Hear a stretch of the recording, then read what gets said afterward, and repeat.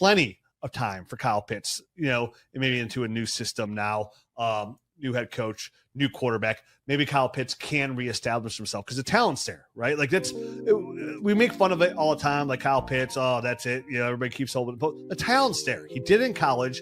He did it his first year as a rookie. Like the potential is there for Kyle Pitts. He knows, like, he's just going to produce it. The dude wants to get paid. There's a very clear path for him to be the number 2 weapon in this offense and kind of reestablish himself as an elite dynasty asset, and maybe even like leapfrog guys like, Sam Laporta, TJ Hawkinson, George Kittle. This could be a situation.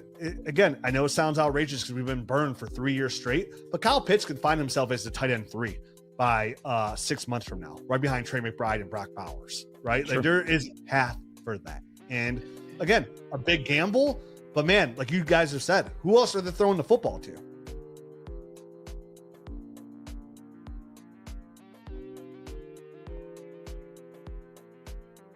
Rich, here we go. Name the rookie that will have the most dynasty value in the offseason of 2027. What is your first guess? First answer out of Team Dotson over here. We're going to go Teteroa McMillan. Tet McMillan is on the board as the 7th answer. So the lowest scoring value. Yeah. He gets 4 points. Yeah, let's just get out of the way, Ashton Genty. All right, Ashton Genty, highest scoring response here, and that is worth 52. Ooh. 52. So over half the people picked Ashton Genty. And my answer is Trevion Henderson.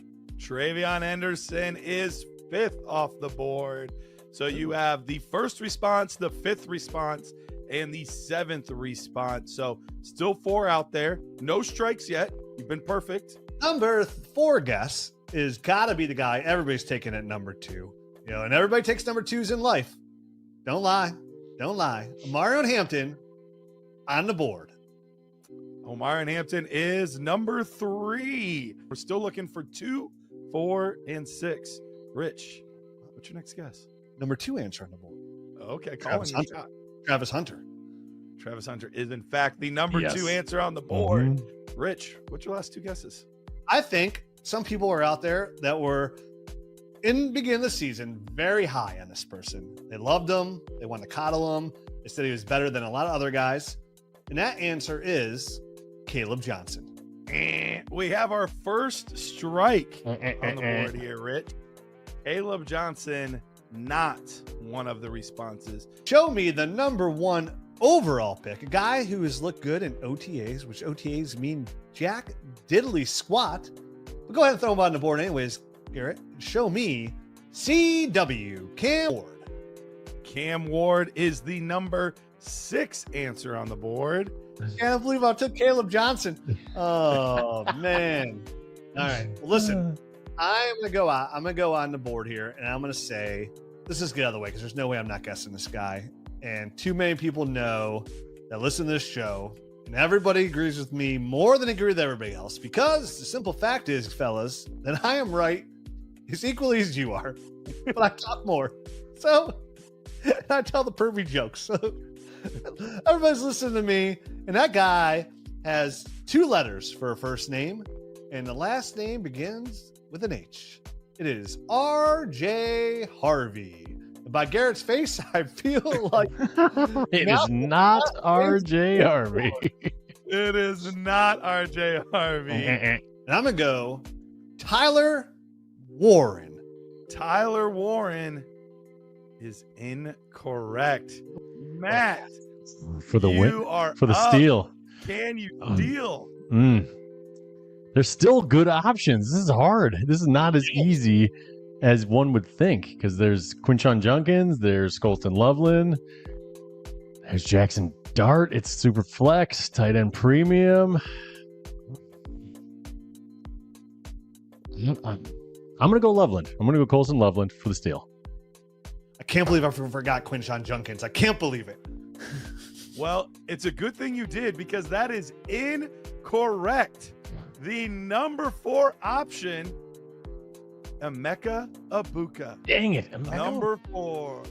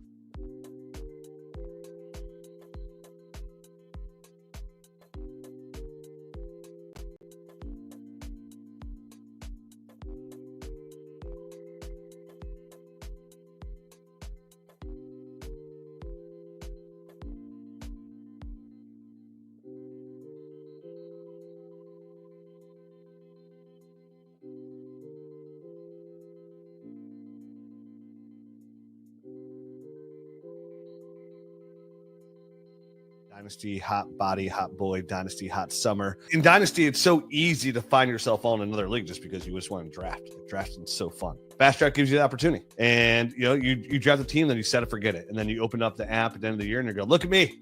Got so much coin in my bank account now because I did so well. So if you go on there, Fast Draft, use the promo code NERDS. They're going to match your deposit up to $50. And with that, they're also going to allow us to give you a free Nerd Herd membership. So we're going to give you a free 1-year membership to Nerd Herd, everything that comes with it, extra podcast, of course, the Dynasty GM app, which is the dopest tool out there in the world today when it comes to fantasy football and Dynasty. If you're already a Nerd Herd member, we're going to send you a gift certificate to the merch store. So check them out. Fast Draft.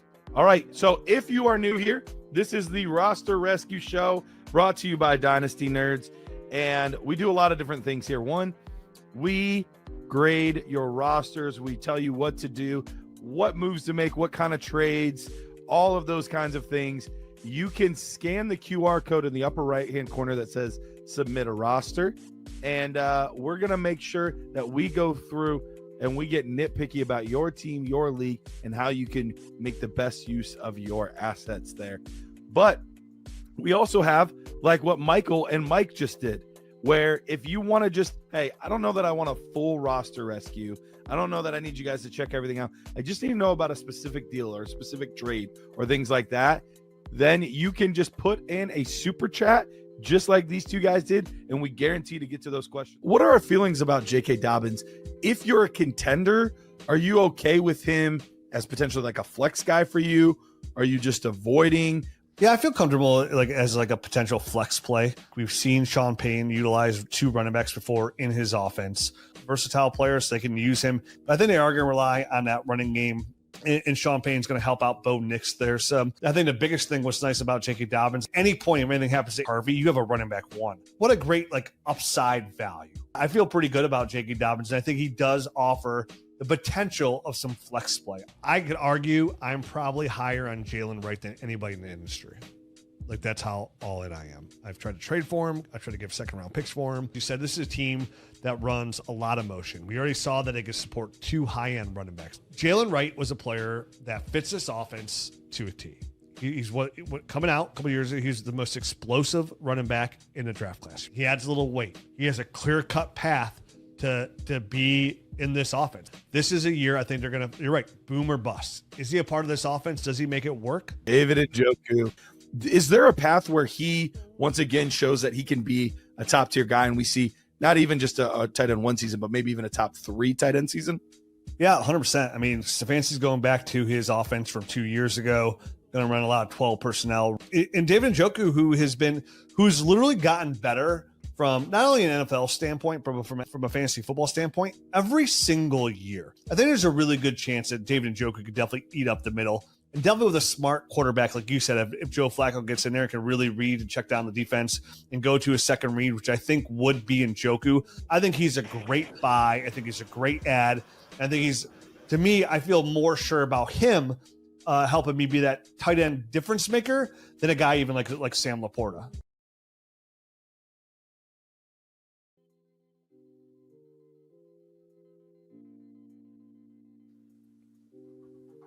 We are just 1 week and a few extra days away from the beginning of the NFL season. I am so excited to help make sure that these rosters are ripping, rearing, ready to go. Rich, how you feeling today, buddy? Dude, good as you, man. Sexy time is upon us. Next NFL game I watch won't be this preseason nonsense. It's going to count. My PPR points will stack up in my box score. I will know going into Sunday, hey, I'm ahead. I'm behind. Oh no, Xavier Worthy scored 36 points. And of course I'm facing him in 30 leagues. Why else would that not happen? I'm excited. It is a fun time of year. Pete, and before we get into all the amazing things we have today, a little congratulations out to you. You're a catcher with the most all-time home runs ever in a single season. I know. Crazy. It feels good. This honestly, I mean, making the playoffs for the first time in 23 years was a peak, but this is really good. I'm excited. I woke up a little bit happier today. I'm ready to go. Yeah, maybe we Awesome. can catch Barry Bonds if he gets real hot. Super. Hey, you know who's been really good for us also? Josh Naylor. Yeah, I love There you him. go.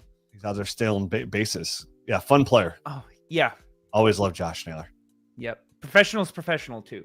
I really appreciate that about him. Absolutely.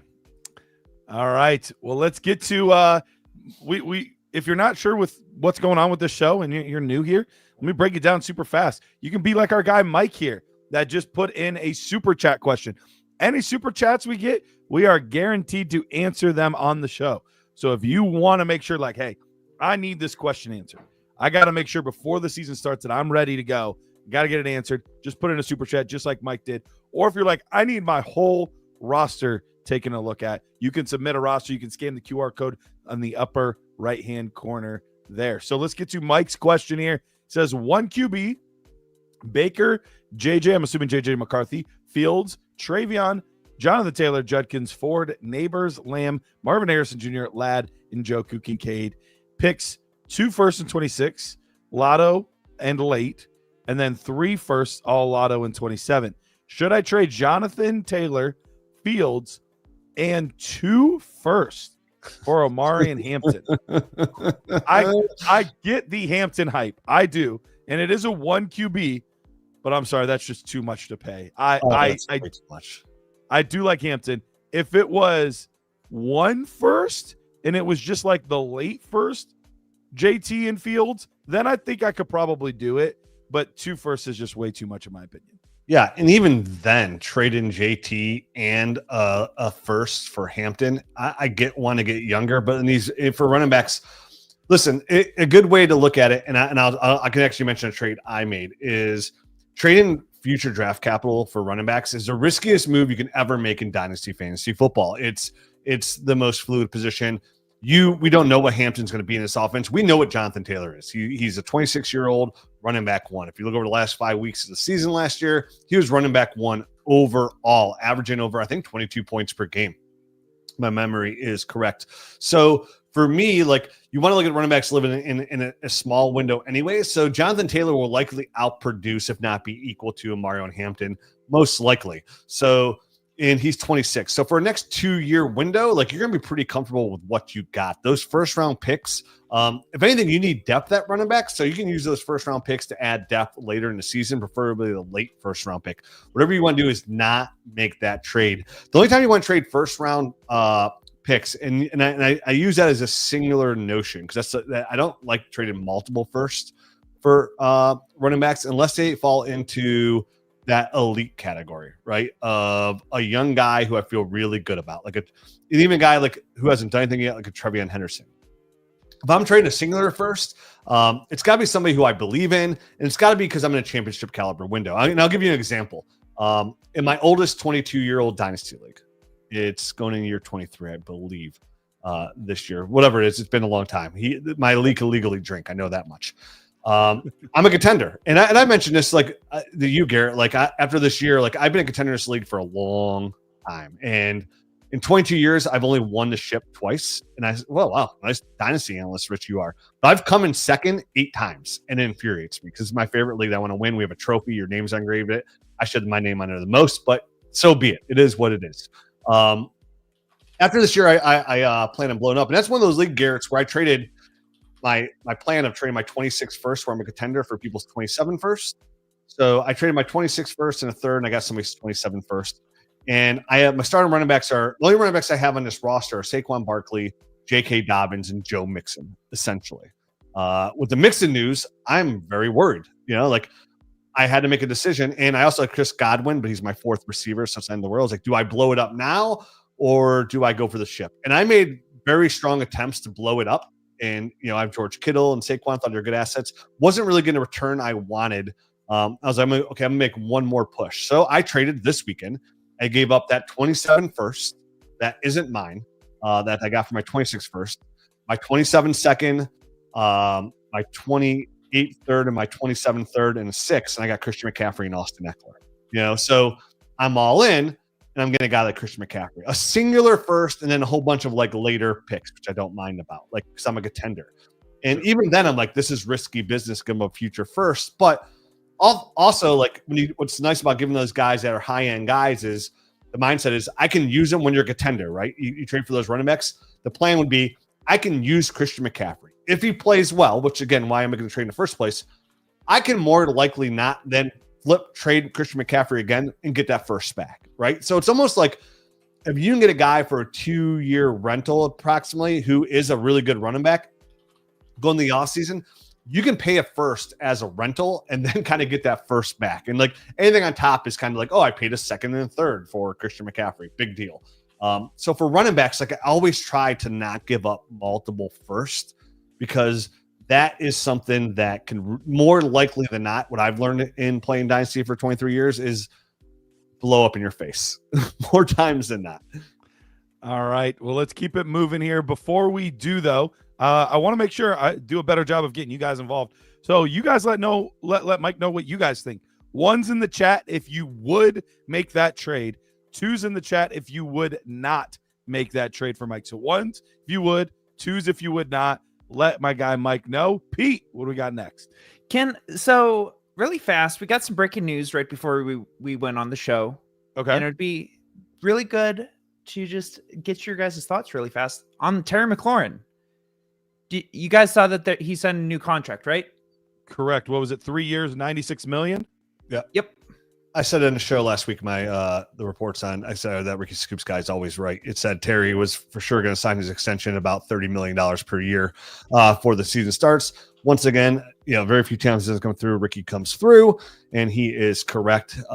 So I've been basing all my Terry McLaurin shares and look at him as an asset from that window of he's going to be a $30 million per year receiver. He gets a little bit insulated. The guaranteed money hasn't come back yet, but I'm sure it's pretty good. I'm sure 2 of those years are probably going to be guaranteed like 60, 66 million.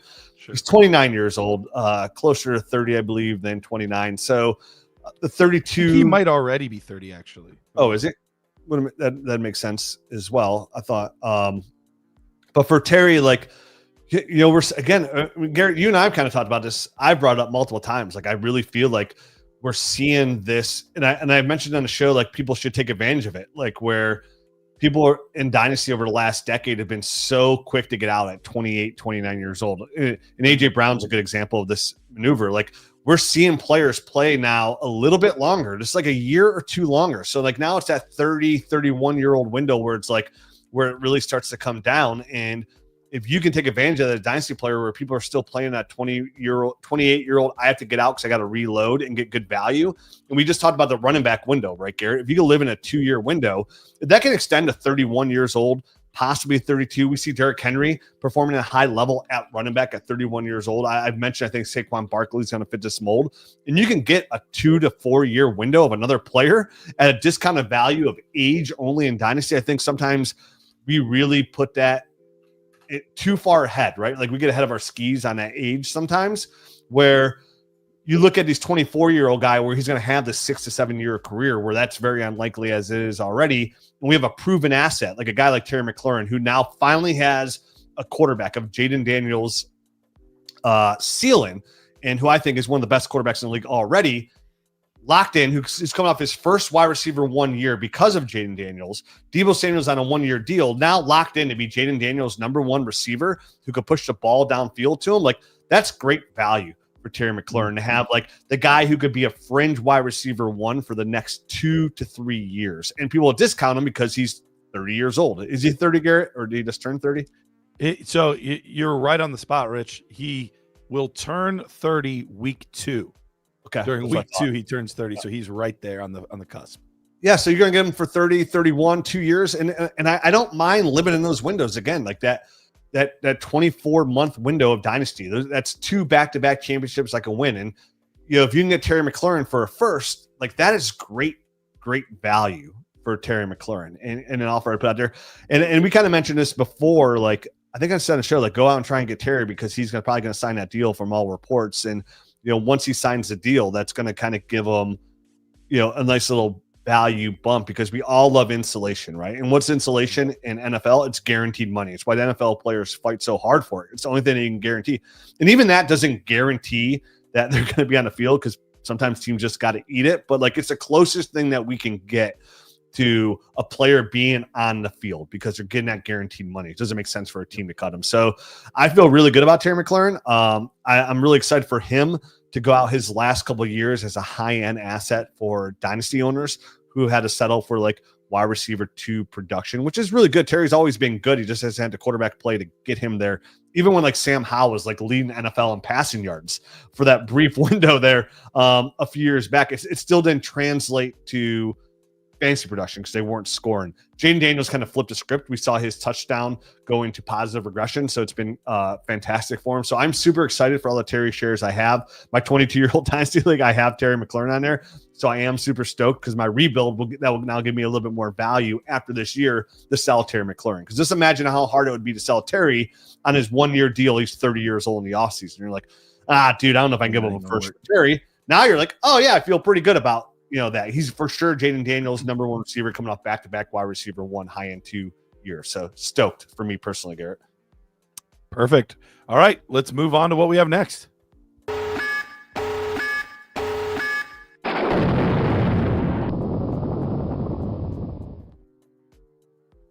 Okay, so this is Scott's team. Thank you for the nuke. It's a 14-teamer. Ooh. 9. And it's an MFL league, so it's just a little bit more intense than the others. Nice. Okay. I love it, dude. I love the complexity and difficulty of 14-man leagues. I agree. 14-team leagues are very fun, especially when they're super flex. They're super fun because changes like quarterback value is already crazy high. You add 2 more teams, people get desperate for a quarterback. So let's look at this team here. We've got 2 really good ones at the top, Jaden Daniels, Joe Burrow, and now a 3rd starter in Daniel Jones. Running backs, we've got Devon Achane, Travion Henderson, Bucky Irving, Tyjae Spears. That's really it. Wide receivers, Malik Neighbors, then Khalil Shakir, Jack Besh, Xavier Legette, Jalen Knoll, Jalen McMillan, Jalen Royals, Efton Chisholm, and then some other potentially upside players. Tight end wise, looking at Sam Laporta, Brenton Strange, and Luke Musgrave. Pick wise, looks like we have all of our picks except, or no, we don't have our 28 picks. MFL doesn't do 28. That's right. Yeah. So just our 27 and 26 picks, but we have all of them. We are in first place in dynasty mode. Where are we at in contender mode, Pete? First place. We are also first place. So, Rich, I have a feeling we're going to be in lockstep on this one. But the big thing for me is you're great at quarterback in a 14 team. An amazing spot. You've got some really good running backs, some high-end tight ends there. We've just got to get another receiver or 2 on this team, right? Yeah, and when you're a contender, your first and second round pick are even more devalued in a 14-man league. I think they're pretty devalued in a 12-man league. 14-man league, out the window. I mean, Garrett, we're in a 14-man league together, industry league. I easily traded my first and all my draft capital because I get Marvin Harrison plus a little bit on top because in Jordan Addison because I was not concerned about that first. It's essentially, you got to look at that if you want to win. Even if you come in second, like pick 2-2, 2-1, right? And we know 112, 19 to 112 isn't as valuable. So I'm with you. Like we need to go in contender mode, find these teams that have receivers here at the bottom and just start offering draft capital to them and see. We like to get a guy, like I said, in a 2-year window, So Terry McLaurin that we just talked about would be a perfect. So he actually has a trade offer, including Terry McLaurin. Kind of wish we were able to hit this before the extension. Maybe the accept button. Hopefully he's watching too. So what is it? So he gives up something in the ballpark of his 2026 first, second, third, and fourth. Okay. Plus like a Tyjae Spears. Yep. Okay. And he receives Debo and Terry. Smash. Oh, done and done. And he's got Jaden Daniels. Smash, accept. Yeah. Smash, accept. That is a great value for you. I think Debo and Terry McLaurin would be 2 receivers you could start on the same offense as well as they manufacture touches for Debo. you have Jaden Daniels, so it's a win-win situation. Debo most likely is going to play next year, somewhere else next year, and that solves our problem. That's two wide receivers that we get on this team all of a sudden. Yeah, and then you're it's weird a team that had Debo didn't have. It's two different teams. I'm trying to figure out the context. So I wonder if he's putting the two deals together. Like, here's the total like package it would take to get both of those guys, maybe a 3-team trade or something like that. Whatever it is, like your job here is done. Like that's if that was your like big question of how if that is in your inbox, we don't need to do anything because that's what you want. Like because not only you get to stack with Terry in a couple of years, that's going to get you to 2027, which is totally fine. 2026 draft picks, give them all. Who cares? It doesn't mean anything. Would you do that just for Terry McLaurin? I would have. So getting Debo Samuel is a massive steal, like on top of it. Okay. Like, again, like to me, like I look at windows and I said something comment on Twitter about this saying, well, dude, that's how you don't like, because I said something like throw a third out for Austin Eckler. And this was, with before Brian Robinson got traded. I was like, everybody's talking about Cory Merritt. I was like, if you're a contender, throw a third out there for Austin Eckler. Like he'll be the pass catcher running back in this offense. And somebody's like, no, never do this because that's how you miss out on and he started to say like Chase Brown, the Bucky Irvins. And I'm like, dude, you're literally pointing out just two outliers, right? 8% chance. You have an 8% chance. Like of being rosterable players. Like for me, like I'm not going to, I was like, you are the kind of like basically the kind of players that sit here and hope you get an outlier, then put yourself in a better position to be a championship caliber player. And that's saying you get that player between 3.9 and 3.12. So you're not even talking about a regular third that is broad. You're talking about a back end third, which is even less likely to go there. Bucky Irvin's off the board at that point, and you're chasing outliers. So for me, when I'm a contender, if somebody wants to throw a third, I always look at trades honestly in like a first and second round pick window. Like a third is never going to be the deal breaker for me. A fourth and a fifth are literally almost nothing to me. Can I catch light in the bottle, some depth, a guy that could offer, a spot start here and there? For sure. But like, that's not what we're looking for. We're trying to build solid rosters. And of course, you could sit here and tweet at me or put message in here like, well, I got this player in the fourth. Great. I got Rob Gronkowski in the third, round. Yeah. I got Stefan Diggs in the third round, I got guys. It's one of those deals too that makes sense on both sides. If you're a rebuilding team, Austin Eckler is not going to help me rebuild. So if I can get a third, I can get a third and a fourth, whatever. Like those help me win. So they're some of the easiest trades typically to make, as long as everybody's being rational. They're some of the easiest trades to make because one team really could use the win now asset. The other team is looking for the home run potential that they know could absolutely blow up in their face. Yeah, and like you're not even looking to start Austin Eckler. So I just mentioned that trade guy. I got Christian McCaffrey and Austin Eckler, right? Now, Austin Eckler is, my fourth running back behind J.K. Dobbins. But like we know injuries come up by weeks. Like if Austin Eckler can give me 10 points per game, like I need that. You know what I mean? As in especially if it's a deeper league where you're starting 10, 11 guys.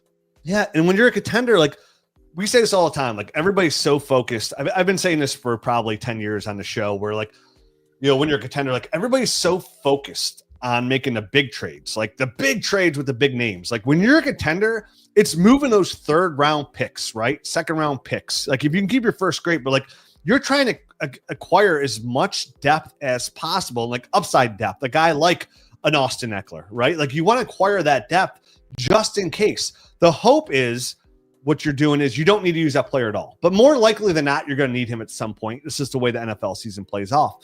And it's way easier to acquire a guy like Austin Eckler now for a third compared to if Austin Eckler is running back 17 week 7, right? Where the value's now gone up. And now the people you probably might have to pay 2 seconds, something along those lines. So like, I would rather make those small trades now and grab some depth while I can, just to give myself a little bit insulation. Because I'm not worried about those draft picks. All I'm worried about is winning a championship in that window. Same thing like you mentioned, Garrett, like when you're offloading, like you want to grab all those thirds and seconds when you can now because you just want as many, it's a shot in the dark, but you need as many shots in the dark. As many shots as you can get. Yeah, because now if you have 3 thirds, now your odds of hitting that outlier have gone up to, you have a 25% chance to find that guy. Because you're right, there is always a guy in the third that's going to be useful. But like when you only have 1/3, like you said, 8% chance at best, like But now all of a sudden, if you can get 3 of those picks, maybe you have a 25% chance and you get more ammo. So it's a really good way to look at it. So yeah, Pete, like those picks to me, those later round picks are like just sprinkles on top the cake. It's nice. It makes it look prettier, but it's not adding a lot of flavor to what you eat. So let's say after this news, the guy pulls the trade, doesn't want to do the trade anymore. So we need to find another deal. What's another deal that we could potentially get here, Pete? Quick context. Also, it's a 1.75 point tight end premium. So we're fine. One quarterback, but we're looking for receivers. That's fine. Yeah, we might hopefully even he's start watching. 2 tight ends Hopefully, you just accepted that trade and we're fine here. Let's look at the bottom teams here, Pete. They're going to be more interested in draft capital for receivers here. DK Metcalf could be an interesting one. Yeah, DK Metcalf. I would pay my first 4. I'd offer him a first and third and start there. See if I can hold on to my second for DK Metcalf to a bottom team here. He needs picks too. Woof. Oh, yeah, also he might think he's a contender even though he's in last place. This is the last place. Sorry. Yeah. This is 14th. Okay. Mike Evans for first singular would not be, again, I don't really want to do that. I tried to try 2 seconds. I would try to avoid that. 2 seconds. I would try to send 2 seconds if I could for him. Yeah, for in a 14 team league. Next team. Again, I'm assuming, we're getting this Terry McLaurin, so I feel really good about that. Right. Nothing to see here. We mentioned DK Metcalf. How you want to go for here? Pickens. I would pay if I can get George Pickens for that same offer as Terry McLaurin. Again, I prefer Terry McLaurin, but I'd pay a first and second for George Pickens in a 14-man league. I would have a harder time paying a first and second for George Pickens. I get the upside, but we're talking about the ultimate hasn't proven it guy. No, for sure. I get that. But I mean, you're trying to, do the overpay today, underpay tomorrow kind of concept is what you're trying to do. Yeah, and you're not getting George Pickens for 2 seconds. And so again, I'm hoping we'll just get Terry McLaurin. But Garrett, we have to make a move here for a receiver. So me giving up pick 2-2 in the second in most leagues, and then pick 3 goes down to 3-6. I'm more comfortable with the DK Metcalf for a first and second, or 2 seconds from Mike Evans. I think I'm more comfortable with those 2 deals. I agree. I'm with you on that too. I would love to get Jerry Jeudy I would offer the same Terry McLaurin. I bet you could get him for a first straight up. I bet. I would offer the first and second if I had. I would easily pay that. He's 26 years old, coming off a wide receiver 1 year. Joe Flacco is back at quarterback for a team that doesn't really have an established run game right now. I'd also try the 2 seconds for Chris Godwin there as well. Yeah, and sit on him for 4 weeks. Yeah, because it sounds like they might activate him right away. I don't think he's going to play right away, but if they're willing to activate him right away, that means they feel fairly confident he's going to be ready to go by week 4. So yeah, I agree. If I can do 2 seconds, I feel pretty good about that. So there's 4 or 5 additional guys, and that's the nice part about how this league looks. It's pretty spread out, so it's not going to be hard to find a team to make a deal with for a receiver, I don't think. And I would want to act pretty quick. So I don't fall behind the receiver. Your receiver room is okay. You can work with the receivers you have. Definitely Malik Neighbors gives you an edge. You're so strong at quarterback. You have a really good tight end, and you're so strong at running back. You're good to start early, but if Malik Neighbors goes down, you find yourself, and he's already had some issues, right? I think some hamstring issues. And he did last year too. Yeah. So you really need another receiver, because if Malik goes down, you're in a really rough spot, to the point where you'd have to pivot off of you'd have to tear down from Joe Burrow at quarterback to add a good receiver and get a solid quarterback back, which again, I've said it 1,000 times if you're new to the show. Brock Purdy is my number 1 tier down quarterback. So that's literally the nicest thing you've ever said to me, Robert. Any interest in Josh Downs? My favorite. I love it. I mean, yeah, I'm very interested in Josh Downs. Daniel Jones and Josh Downs stack. Yeah, sure. That gets me from semi-flaccid to non. That's not really contender wide receiver 2, though. I mean, I'm definitely trying to add Josh Downs. I mean, and 14 team though, it's a bigger window. It's top 28 receivers now. Versus top 24. But I think this gets us the right idea. We know we want to make that first trade, and we've got 5 or 6 other potential teams to work with. Yeah, dude. Hopefully that person's at work. He hasn't checked the internet yet. See Terry extended. It's like smash accept that. I would even email this like, hey, just in case you didn't see the show, like Rich and Garrett said, you better smash accept that trade before the Terry news breaks. So apparently, him and I are emailing back and forth right now. It sounds like it's still in the works. It hasn't been offered to him. So more of a theoretical type trade. If you can get something done with that, then that's great. But all right. Well, best of luck moving forward, Scott. You've got a great team, and it's got a very, very bright future. We just got to get you a couple more receivers. Yep. Okay.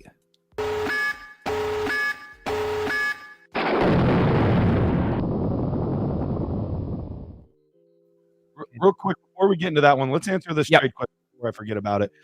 Project with Dom C, 12-team Superflex offered Jordan Mason, Aaron Jones, 26 second and 27 second for Breece Hall. I'm not a contender, but it feels like the return is light. I'm not sure what side of this you're on, if you got offered or if you offered, but to me, it's Breece Hall, and I don't care if I'm the contender side or not. Like, if I'm not, Jordan Mason and Aaron Jones do not help me in a non-contender situation.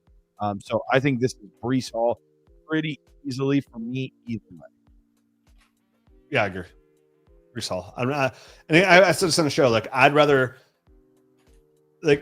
would rather Breece Hall be underutilized in New York this year and let him play his way to free agency afterwards and then play well. Like, because the same thing, if Breece Hall feels like he's not going to be utilized, like he's going to protect himself this year and get ready for free agency. Whether it mean, I don't know how he does it. It might be things that are even shady, like, oh, my hamstring's kind of tight. You know what I mean? Sorry, boys. Like, sure, protect himself. And I think he'll be just fine in free agency. We kind of talked about, like, can you imagine Breece Hall on the Chiefs? You know, Garrett, like, if he becomes very affordable via trade or via free agency, I think Breece Hall still has a pretty bright future coming back from the ACL. So yeah, I'm holding on to those shares. And I told you, like, I think it was on, I don't know, it was on this show, it was a Nerd Herd show. I was like, dude, like, I'm still waiting for the dip because, like, all the news still hasn't caught up to give him a dip. Right. And I think when the season starts, if Braylon Allen is used how all the verbal has been saying he's going to be used, there will be a Breece Hall dip. And I say, and I, for one, will be buying all the Breece Hall dip. All of it. Okay. Perfect. All right. On to the next. Okay.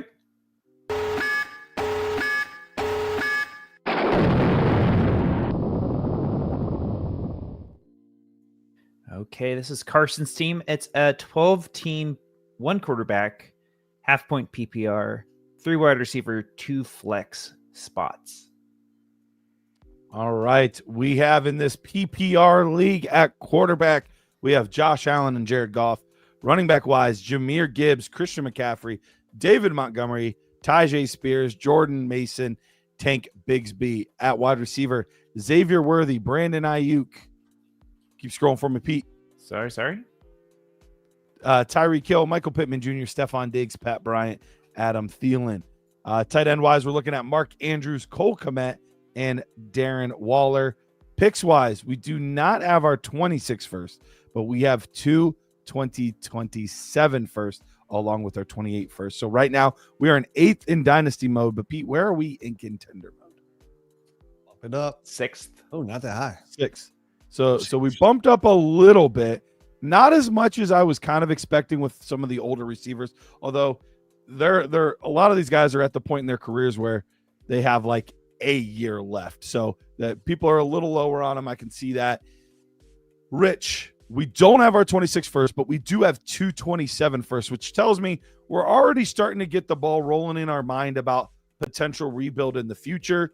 But Rich, are we doing something to try to push in one more season, or are we going to say, hey, let's start to sell off some assets before they lose all value? No, this team falls into, I think this is a good team to talk about where you're at. Like, and yeah, you're in 6th in contender mode. That helps. But you got to remember, contender modes are real fluid. These are preseason rankings that set into, like, these will change very differently as the season starts. It's kind of like in a D Yahoo grade, right? Like, shut up, Yahoo. For me, Garrett, this team, I can see this come up. Like, a lot of teams, like, dude, contender. It says I'm right in the middle, but like I have a chance. That starting roster to me is a championship caliber style roster. Yes, you are weak at receiver, but you get the upside of Pat Bryant, but the upside's really high, right? Like Daniel Jones and Michael Pittman is a huge win for Michael Pittman. Like he has a chance to be a wide receiver 2 in that offense.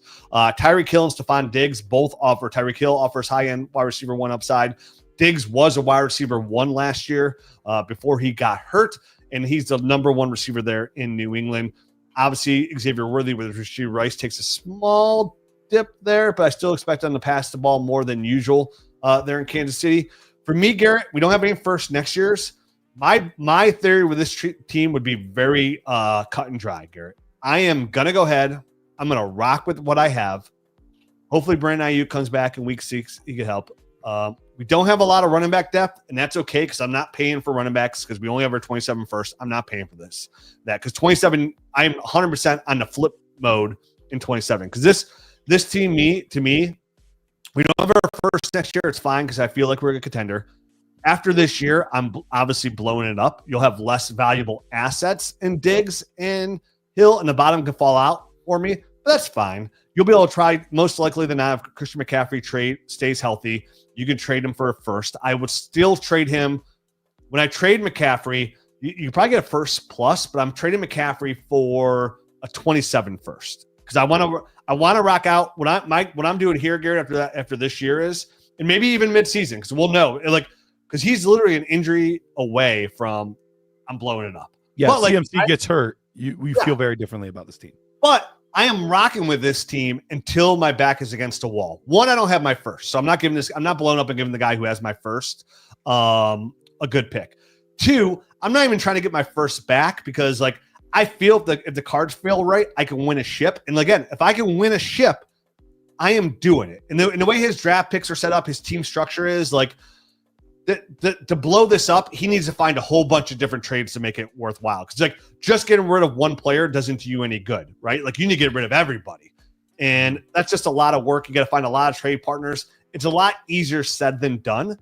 I'm okay with this roster rocking with it, Garrett, until the wheels fall off, which might be week 5, week 6. But once they do, I have the assets to still get what I want back in return. Like Josh Allen becomes affordable. Jahmyr Gibbs, as much as I love him, is the unicorn that I'm getting a younger running back. I know Jahmyr Gibbs is young, but plus a whole bunch of draft capital, right? Like I'm going to go ahead and make that happen. So for me, even if Gibbs goes down, you have McCaffrey to trade for future picks. You'll be able to get rid of Diggs, Hill. Like those receivers come like, well, who's the best offer I can get? Like what's the best offer I can get for draft capital? Right. Really pushing the 2027. So for me, Garrett, I'm not making any moves with this team because you have no moves to make, right? Besides going backwards. And I feel good enough with it where if the receivers hit, I can win the ship. Rich, it's funny because I was looking at this roster and I was trying to decide that same type of thing because I hate saying like, don't make any trades right now because that's part of this show is trying to find trades for you and things like that. But truly, sometimes the best advice really is, hey, you need to evaluate this team come week 6, 7, 8. That's when the real evaluation is going to come in place because who's healthy, who's not, who's performing, who's not on this team.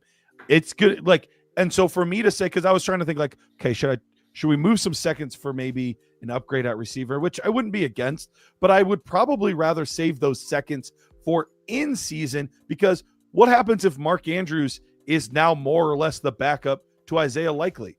Now we might need to use those seconds to go get a tight end instead. But if Mark Andrews is balling out and we feel great, maybe we need to use those seconds to replace Stefan Diggs because he got injured. Or maybe, those types of moves. Maybe Tank Bigsby is the lead back for this team, which is not out of the realm of possibility. Maybe he's the lead back and you're getting great value for him. And now you have 4 running backs you feel good about, or Spears comes back and balls out because Pollard got hurt, or Mason is actually the lead back and it's not Aaron Jones anymore. You have a lot of upside in that running back room as well to potentially make some moves off of that. And we don't highlight it enough, but you have Josh Allen at quarterback. I know in one quarterback, we're like, we don't really care about the quarterbacks, but the top 3 to 4 guys are true difference makers. And so you do have an edge every week at quarterback with a Josh Allen, a Jaden Daniels, a Lamar Jackson, and maybe even a Joe Burrow. So I think that's the thing for me here is you have enough upside in that running back room that I want to wait and see who's injured, who's healthy, who's performing, who's not on this team to really make my decision week 6, week 7, week 8 on what moves I'm going to make. Yeah, and when you were talking, Garrett, even before you started naming those names, what I love about the depth at running back room is if you do have an injury at running back, you have a lot of upside. Like Miles Sanders, Tajay Spears, Mason, or Bigsby, I think come later in the season, one of those guys will be startable, right? Like one of those guys will be a startable asset. So you can do two things here. One, it helps you with your running back room if something happens to it, or start them over David Montgomery. Because ideally, you don't want to start David Montgomery and Jahmyr Gibbs. Like ideally, you don't be in that situation. But maybe you can use one of those guys to, at some point, I'm really following those. Like, where does the value come for future? Like, trying to get, because their most value will be when they get that window of opportunity, right? So anytime that window of opportunity opens for Kareem Hunt, Jordan Mason, Tank Bigsby, or literally any one of those guys, I would be interested in trying to see if I could flip them for like an older receiver to help me now, like to give me a little bit more depth. Or you might have to start them. So you have to start them over David Montgomery. But I would be interested in like kind of like monitoring that situation throughout the year when those windows pop up, because we know we want to blow this up after this year. So what I want to do is kind of find some opportunities in season when those hit peak value where I can for sure get like 2 seconds back, or maybe, hey dude, it's probably a good opportunity. Like, hey man, like Jordan Mason right now, Aaron Jones is down. Jordan Mason's running back number 13 overall. Hey, I'll give you Jordan Mason in my second this year for your 27 first, right? Like something along those lines. Nope. I think that makes perfect sense. So Sorry, yeah, dude. I would love to like give you some trades to make, but honestly, I think your best bet is just to sit pat, reevaluate come week 6, 7, 8, and then make your moves there. Yeah, dude. Okay, the next one is Cory's roster. Fun fact, this is one of the first rosters we ever went over on the show. Nice. So I recognized that, and I recognized Cory, and I went back and looked, and it was like April that we went over this roster. So Jeremy, calm down. scan the QR code up on the right, or use the link in the description to submit a roster. Perfect. Yeah, get in on that, Jeremy. So we have a PPR league. So that means it's just a 1 QB league here. Quarterback wise, we're looking at Lamar Jackson and Dak Prescott at the quarterback spot. Jonathan Taylor, Christian McCaffrey, Chase Brown, Tyrone Tracy at running back. At wide receiver, Brian Thomas, Jerry Jeudy, Matthew Golden, Chris Godwin, Devontae Adams, Jalen Knoll, and Rashid Shaheed. Then at tight end, we've got Colston Loveland, George Kittle, and Jake Ferguson. Picks wise, we have our first in both 26 and in 27, although we're missing some seconds and thirds. Now, Rich, before we get into any of this, I got to figure out who on the Dynasty Nerds team, because this is in Dynasty mode, is ranking Colston Loveland ahead of George Kittle, because it is not me.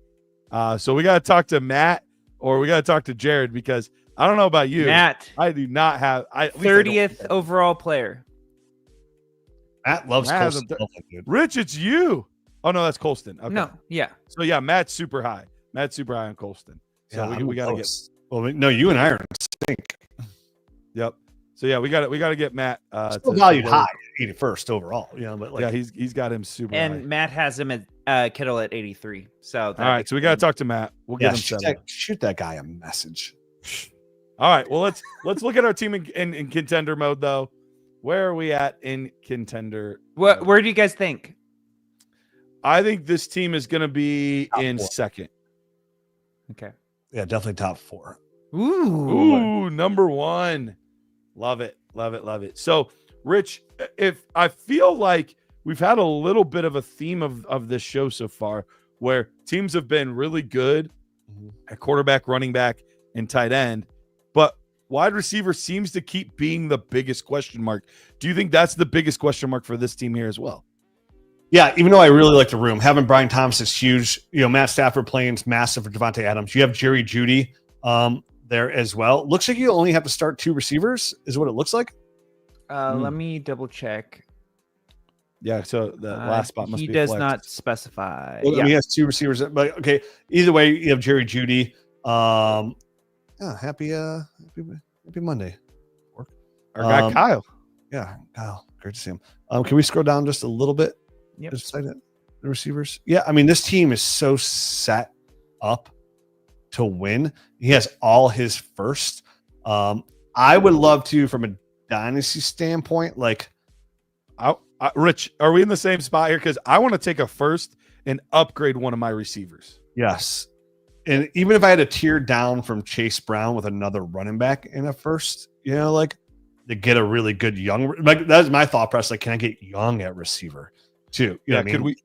Could we pair a first and like a Jerry Jeudy and Chase Brown or something like that? Can we go to team 4? Like they're a little shallow. Like, okay, so this guy really needs help at running back. Also, they're adding another flex spot in the following season. I don't know if that really changes anything, but just more context. Rich, how far off do you think James Conner and Drake London for Jeudy, Chase Brown, and a first would be? I was thinking, not even offering Jeudy. I was thinking we might be able to get it done with like Adams. Well, Adams probably gives us a better shot to win this year as a contender, though, than Jeudy does. I wouldn't necessarily say that. I definitely would. I feel much better about Devontae Adams than Jarrid Jeudy this year. I mean, I wouldn't say significant. I mean, Rams offense. I mean, you're picking the Browns every time, right? No, it's just you got Puka Nacua, and again, Jerry Jeudy's a clear-cut number 1 coming off. That's true. I think he had the second most targets in the NFL last year. So for me, he's only 26. So I think Chase Brown's a big give to this guy here. Mm-hmm. So Does that guy also have Benson or no? I forgot to look. No, he does not. I would really like to in an additional move, get Benson. Yeah, this guy has to be feeling pretty shaky at running back. So I like that trade though. I like offering Devontae Adams and Chase Brown and our first for Drake London, James Conner. Let's put that in the trade calculator, Pete. Let's see what the trade calculator thinks of that. I just feel like we're overpaying if we're offering Jeudy. Like, if he offered me that, like, if you offered me Jerry Jeudy, Chase Brown, if I'm that team and a first, I'd probably take that for Drake London.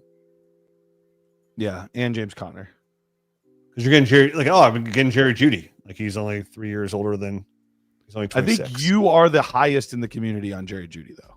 That's fine. I'll stay there. I'm just curious at the different ranking. Ooh, Jarrid. Jarrid's the highest. 34th overall player. Not even the highest nerd, Garrett, let alone community. Wow. That's we're not too far off. We're 9 spots off. 9 spots off overall. We're pretty close. So Drake London, James Conner. I would not offer this, by the way. This is not a deal I would offer. We're significantly hurting our running back room just to get better at receiver. You know what I mean? Like, and we're giving him a first next year. For me, I'm looking at this as I think this is a huge upgrade at receiver. We're taking Drake London in the 2nd round. Jerry Jeudy's going. I can look at the ADP. I'll look it up right now, but I'm guessing somewhere in like the 6th round, 7th round. Yeah, but we're still I know, but we're giving up Chase Brown. Which I like. I like it, but we're also getting James Conner to help us this year. Yeah, I'm real worried about James Conner. And that's why I said I would like to make an additional move to get Trey Benson. I know, but even that, dude, like I don't know if either are going to be like really good. I think they're going to eat into each other. Like I think they have possible. I think they have very high hopes to see what they have in Trey Benson this year. And I think they're going to start the season giving it at a 50-50 split. And I think we could see like a Bucky Irvin takeover at some point where like if Trey Benson looks good, even like we all know trusty James Conner, I think James Conner could be faded out to about, a 2-to-1 ratio. I'm real worried about like James Conner if Trey Benson hits, and I believe in Trey Benson. So I think that Cardinals want to see what they have in him this year, and they're going to give him every opportunity to be the guy, essentially. And James Conner will start the guy for sure. But I think by the end of the year, both of them might not be startable, in my point. And like we're in a championship caliber window. So like getting James Conner does not move the needle to me, make me feel better. I feel like as a safety net, but now we're starting our other receiver over our third running back. For what it's worth, now it's tough because this is super flex ADP and that's a 1 QB, so that throws it off. So I'm just going to go based off the receiver wise. Jerry Jeudy ADP wise is wide receiver 35. So we are as a group significantly higher on Jerry Jeudy. I think we have them all between like 21 and 27 or 28. Yeah, I don't care what anybody else thinks, honestly, in Dynasty. Like I've made a living. I hear you. I'm just telling you when we're looking at values, we have to know what the general value of a player is, not just how we value them. Yeah, and that's fine. Like to me, that's the deal. Like I'm not making that. He's not a trade partner for me. Like again, this isn't a trade we have to make. We're offering this. This guy needs running back help. This is the trade we're offering. Hey, we're giving you Devontae Adams. Yes, you're getting older at receiver, but you're getting much younger at running back. And honestly, the community is higher on Chase Brown than I am long term. Like I don't view that's why I'm surprised you're a little resistant to this move, because Drake London's a guy you like, and I think he's an elite asset. So we're giving non-elite assets to get an elite asset. I know, but then like I don't know. We're losing too young. Garrett, I don't overly hate it. It's just like this is the first offer we're looking at. Like it's not an avenue I really want to go down. If would you definitely we're already number one in contender, and you know what I mean? Like we're already like the favorite, and like that guy has to, like, if he feels good, he needs a running back. We're offering him Chase Brown. We're not offering him James Conner, right? Like, and to be honest with you, on that deal, like if we had to, like, he has to hold on to James Conner in that deal. Like, I'd rather give up that, still do that offer, like for Drake London, because I think that's how valuable Drake London is. So wait, so now you're in on the deal? No, I like if we don't get James Conner, he's like, hey, I'll give you Drake London, but I'm keeping James Conner, but I want Chase Brown, Devontae Adams in your first just for Drake London. I would do that. Okay. I'm not sure why we're arguing then, because we both would do that deal. Yeah. I'm just talking about the Jerry Jeudy part is what I don't want to do. Oh, okay. All right. For me, I don't view either one super different. I feel like Devontae Adams is a little bit better this year, but Jeudy, you get a little more longevity. That's fine. But again, I don't need to worry about that. I'm already in a good spot. So it's not about like Drake London is basically switch out Devontae Adams with Drake London. So we're still in a really good spot at the, like Drake London's probably gonna be better than Devontae Adams. And I like the insulated depth of beauty is what it is. That is the really nice thing with this team though, is Garrett, you were kind of talking about last week how important it is to be a true contender. You need to be top 3 in the 4 positions. Yeah, 3 of the 4 positions. Three of the 4 positions. Even wide receiver, his weakest is he's the 4th. So no, he's in a very good spot. Yeah, he's in a very good spot. Garrett started off by saying, "Hey, we're finding another team that doesn't need to like make a lot of moves. We're just going to try and like he wants a roster review, rescue. We're going to try and find a couple moves as possibly the upgrade here." Quinshon Judkins news. Like I know Pro Football put a thing out there today. Quinshon Judkins might just sit out the whole year and try and play college football again, which would be, again, I don't buy that at the least bit. But it is really concerning he's not signed yet. But we've seen this go all the way up into the season where these rookies don't sign. Would Josh Jacobs, I'm curious how you feel about this one. Would a Josh Jacobs for Chase Brown, like how do you view those two guys? And could there be some sort of deal here potentially? Yeah, dude, if I can get Josh Jacobs and Calvin Ridley for Chase Brown because he wants to get younger at running back, he feels in a tough spot, that's a massive win for me. That's a mass. I love Josh Jacobs this year. I do too. I love him going to be a high-end running back one, like top 8. So if we're getting any sort of plus, I would be open to that. Yeah. Throw Austin Eckler in that trade too.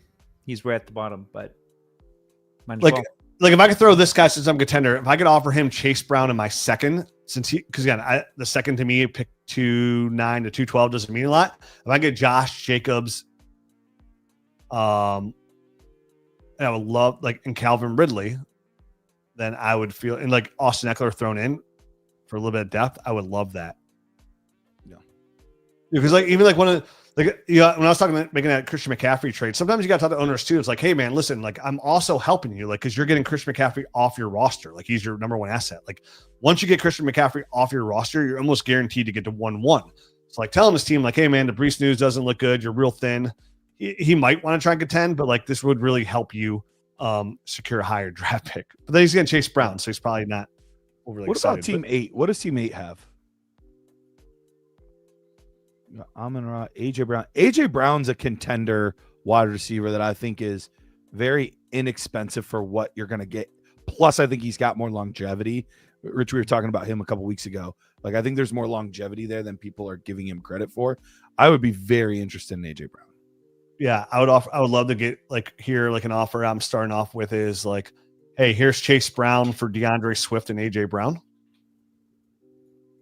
I don't know if that would quite get done because I think AJ Brown is still going ahead of Chase Brown in startups. It's very close, but yeah, AJ Brown's just a little bit ahead still. Yeah, so we might have to give some extra. We would have to give extra, but I'm fine with that. I have no issue. Who's our receivers again? Here, maybe a Chris Godwin. Would you give Chris Godwin and Chase Brown for AJ Brown and DeAndre Swift? The more I'm thinking about this, Garrett, the more I don't like what we're doing because, yeah. Would it be nice? Are we seeing this team as a rebuilding team? We're okay. I don't want to kill our running back room either. We're not we don't have a ton of depth. I get you. I don't want to kill it either. I'm just thinking if we're able, so maybe the move isn't even to include Chase Brown because originally I don't think we were even talking about him. I know we threw him into the first deal. I think it's more along the lines of, hey, Chris Godwin in a first, in our 26th first for AJ Brown. God, the more if I can move Chase Brown for a running back and another receiver, or even trade, maybe here's another avenue. Can we trade Chase Brown in our first and leave our receiving room alone? Because I'm pretty, definitely going to start too. I'm really comfortable with our receiving room. We have Matthew Golden there for a lot of upside. We got Jerry Jeudy. Even if Devontae Adams falls off the map after, we're okay there. Can we get a little bit more secure? Can we trade Chase Brown in our first, just get a better, again, we don't need it because Chase Brown's gonna be just fine in 2025. That's the thing. I think that's why the receiver is more of a big deal to me because our top two running backs, we only have to start two, are great. Chase Brown could easily finish as a running back one as well. So that's why I would love to take a first plus one of our receivers and just get a better receiver. Yeah, I know, but we also have Christian McCaffrey, so it could be kind of walking on eggshells here. Sure. I mean, can we just get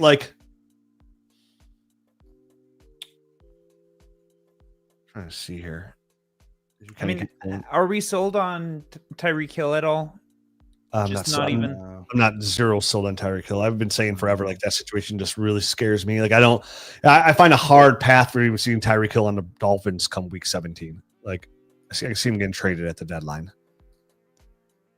I think Tyreek. Who's our tight end again? We were really good there, right? Kittle, Ferguson, Loveland. Okay.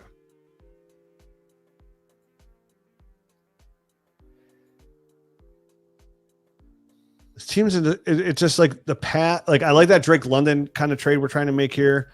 That guy might need help. So for even here, I would offer Chase Brown to this guy. He needs running back. I would offer him Chase Brown my first for Trevion Henderson just to see. That's a deal. I mean, more about receiver, dude. I would just offer. You could, but I don't. That could help us win this year. But I think most people project. I agree. Chase Brown ahead. So I know. That's just I'm a Trevion slut again. But so, I mean, Brown and Henderson are very close together in community values. So this guy, even the more I think about this, I don't know how excited this guy would be to get Drake London off his roster for, even though he needs running back help, because that then he's like super old at receiver. Like he only has Lad McConkey. So going back to the AJ Brown deal, because I really like that deal. Chris Godwin in a first for AJ Brown. I think that upgrades our wide receiver room. We leave the running back room alone. I think that's the deal that I'm like really trying to pursue. I think so. I'm with you. I like that deal a lot the most. And like leave Chase Brown out of it. Don't worry about DeAndre Swift.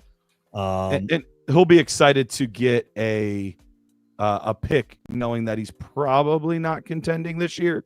What is his pick situation right now? And Garrett, you want to know my best advice for him? Oh, the AJ Brown guy. Yeah. So he's got all his picks. He hasn't made a lot of moves. Yeah. This is a really good team since he has his 26th first and second. Like, to be honest with you, this is kind of like let the realization come to these other teams, like the AJ Browns, teams like that. These teams are starting, like they realize they're not going to make the playoffs. Like you're going to get your best value probably like right around week 6 for that 26th first and second, where people are realizing, hey, I really need to pivot. I need some draft picks. I need to get these guys on my roster. You're probably like, and you don't even know, like, again, if Devontae Adams and Jerry Jeudy hit at a high level, you don't even make any move at all. Like your best move for you, because even in season, and I have a loaded roster like that, if I know my picks are going to be late, I'm a true contender like he is, I am still trying to get rid of my 26th first and second for more proven assets, like all these teams. Like even when I don't have needs, like if I get in case an injury happens or a case whatever, or just I can start him over and I just have a really good player for next year, right? Like because I don't know what's going to happen with Adams next year. Like if I can get AJ Brown off that team for my first and second come week 6, and that's all I have to really give up, or maybe I give up my first and second and my 27 second for AJ Brown. Like, okay, now I don't know what's going to happen to Adams next year, but now I go next year. I'll have 29-year-old AJ Brown and Jerry Jeudy and whoever other receiver is. Like, I think this team's best moves to make is going to be right around week 6. Find that value on the teams that are ready to not move forward, and then use your first and second. Because then maybe, Garrett, we don't know. If McCaffrey's down instead of receiver, we might need that first to get a running back, right? Because we might need a running back at that point. If one of our running backs go down, because we're not super deep there. So my number one advice after like really looking at this is hold off, wait until about week 6, and then start to chase down value. But my goal would be to move my first and second round pick in that 26th draft class to give me depth on my team. Even if it's not something I'm just trying to find value on the teams that can't contend. The teams that are looking to offload talent for draft picks, I'm trying to be one of those buyers, and I'm trying to act early and be one of the first people to get in there and find valuable at receiver and running back. Either way, Garrett, I'm looking to, because even if I get another running back, now that puts me in position. Now I could trade Chase Brown or somebody plus a receiver for depth, right? Like I'm just trying to add good players to this roster because the roster looks so good as is. And then the value might be on an AJ Brown for a first and second plus down the road. But I think in season would align for this team, Garrett, more than now. Like I like the offers that we made. If we can make those happen, I'm down for them. But if not, like I'm mostly going to rest until about late October. Or like mid-October, somewhere around that range, and start to make a push as we inch closer to Thanksgiving. That'd be my timeline. Because then your picks are become more valuable to those teams ready to reset, and their older players are going to become a little bit less. Even guy we mentioned, we'll have a team like we're not even looking at teams that are higher, but an injury or two guys that fall down, you get Terry McLaurin for a first, and he's wide receiver 11, and just because of his age, you can get him for the first, right? Like I got Terry straight up for a first last year, and he was performing at a high level. So it's a very easy thing to kind of do is just don't pay the extras now, and you have the depth to wait on it. Just wait a little while, and things are going to get a lot cheaper because then those 20-year-old receivers, like we said, are going to become more valuable. Again, AJ Brown's from this point forward will only see negative value going forward. As he inches closer to that age 29, he's only going to get cheaper than he is right now. So you have the patience. We've done a lot of roster rescues. You're right, Garrett. So far, these have all been different. We're like, hey, we need to act now. It's been really weird because a lot of teams right now don't need to act now on these roster rescues. But that's okay because, like you said, sometimes the best trades you make aren't the trades you make now. And outside of the ones that we just mentioned, I'm being patient with this team, and I'm going to soak up value week 6. All right. We've been hovering between 40 and 60 people watching live on YouTube, but we only have 12 likes so far. So please hit that like button for us. We greatly, greatly appreciate it. Pete, what do we got next? Well, really fast, Garrett. Let's say you're watching this for the first time and you're seeing all these tools and you want to figure out how to get access to said tools, how do you do that for cheap? Yes, so we've got 2 amazing ways to do that. First of all, YouTube 30, promo code YouTube 30. You can use that promo code and get 30% off for the entire year.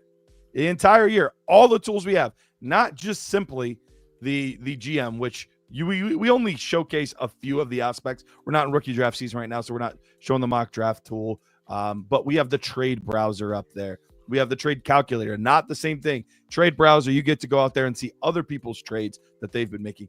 Trade calculator helps you decide what kind of trade to make. But you also get our film room. You get extra podcast every single week. You get all kinds of great things we have. Hopefully by this time next week, we're hoping to have our what's it called, Rich? The data hub. The data hub should be ready to go. Hopefully in time for the beginning of the season. So lots of good things if you use the promo code YouTube 30. We're going to give that to you for 30% off. One of the better deals that we've ever done, but you've got to do it before kickoff. If you do not do it before kickoff on Thursday, the deal is done. But you can also hook up with Fast Draft. Use promo code NERDS at Fast Draft, and you just have to deposit $10, play in a game, and then you will get everything we have absolutely free. So 2 amazing ways to go about these things. So with that, Pete, what do we have next? Okay, we got Stefan's team. It is a 12-team start 11. I like that. Oh, there's a kicker and defense in there. Never mind. Limited to 3 quarterbacks on roster. So this is a communist league. And has 2. Also trades aren't immediate. So we need to talk to this commissioner. 2 IR spots. So let me guess. I'm just going to make an assumption here. So we have a commissioner that only allows a Superflex League team to have 3 quarterbacks. Trades are not immediate, but let me guess, the number 1 team that is basically double the value of any other team in this league is probably the commissioner.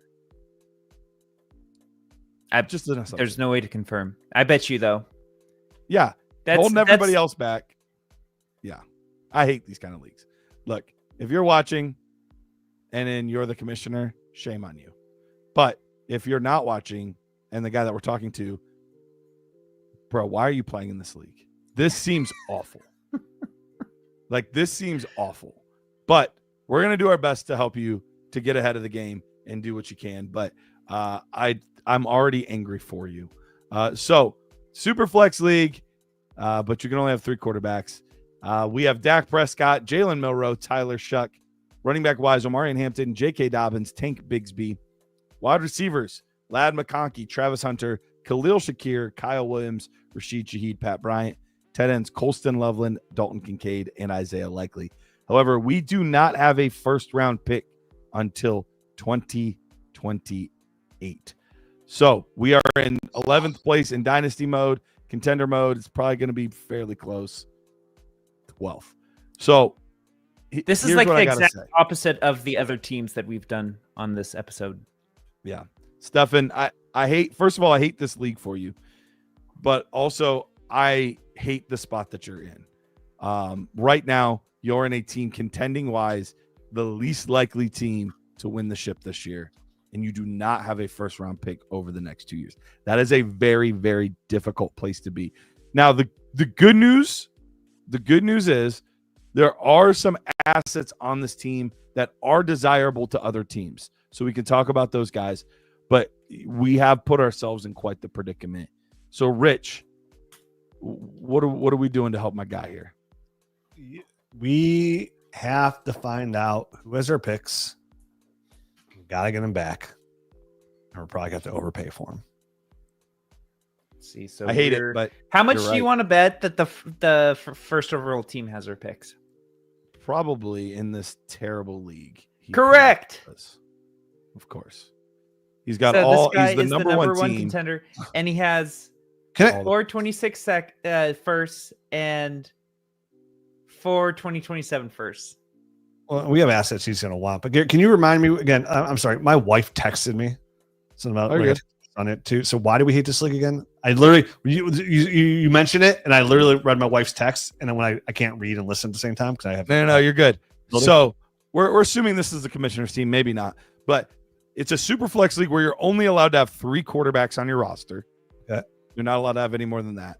And trades are not immediate. They go through some type of review process before they're actually accepted. So sounds like a lot of interference by the governing bodies here on how things work. So my only question would be, has any trade not gone through? Because I'm in a 15-year-old Dynasty league, and same thing, like if it's game day, you can ask the commissioner to push the trade through.